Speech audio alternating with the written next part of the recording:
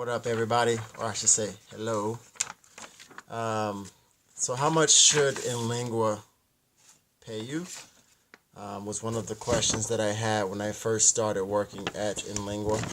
And what I'm going to do is I'm going to do a comparison of Miami and then Inlingua. When I was in Miami, I was hired by Inlingua in April of 2013. And I had no formal English training, but I had training when I was a manager and I used to train people. I also had put on my resume other teaching type of positions that I had. For example, working at the church, doing youth groups, mentoring college kids. And so they hired me and they took me and they trained me. Inlingua trained me in Miami, or I should say South Florida. And with that, in South Florida, they had a professional development program. And so I would say probably the first 3 or 4 months, I just went to training without receiving any classes. And so after about 8 classes, you get a raise in Miami. And so they saw that I was coming to the trainings and they started to give me classes, and I continued to go to the trainings. And so with each training or each set of 8 trainings that I went to, I got an increase in my salary. In Miami, it's a little bit different. They start you off with maybe €12 or $12 per 45 minutes. So 45 minutes is 1 unit. All right, so in actuality, that's more like 16. That's $16 an hour in America.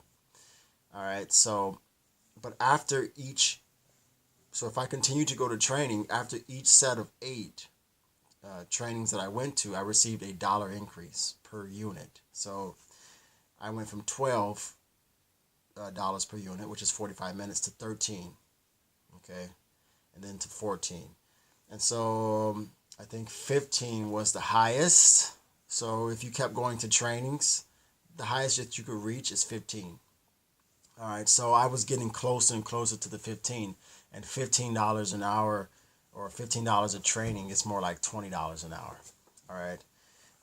Before I left Miami, I was studying for my TESOL certification, or TESOL certification, and if I would have gotten my certificate in Miami, they would have also increased my salary, maybe to 15 or 16. I'm not sure, which is more like $20 an hour or something like that. Here, when I arrived here in Miami or in Milan, I realized that there is a difference. In America, we have a happiness salary. Okay, that number is $75,000, which means that most people, once they hit $75,000, their happiness level doesn't increase greatly. Okay, so 75,000 is the magic number, which is more or less 5 or 6,000 per month. In Italy, it's a little bit lower. It's a lot lower, actually. The happiness number for them is about €3,600 per month. All right, so your market is different here, and so I would say it's realistic to change your expectations, because it was a big shock for me. You can still do well in the private sector. And so, if you are teaching at a school or if you're learning their systems for private, the minimum I would charge is 20.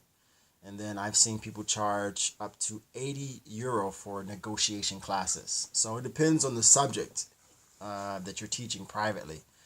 Okay, so with that being said, so 3,600.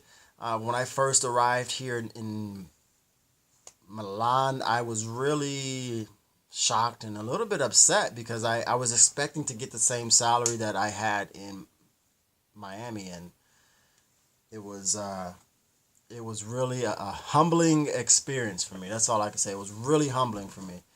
And so, um, depends on your experience.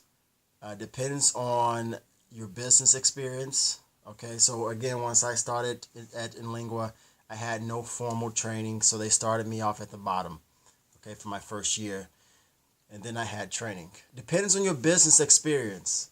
Your business experience also plays into how much they will pay you as well, especially if you're teaching business classes or if you have business experience like me.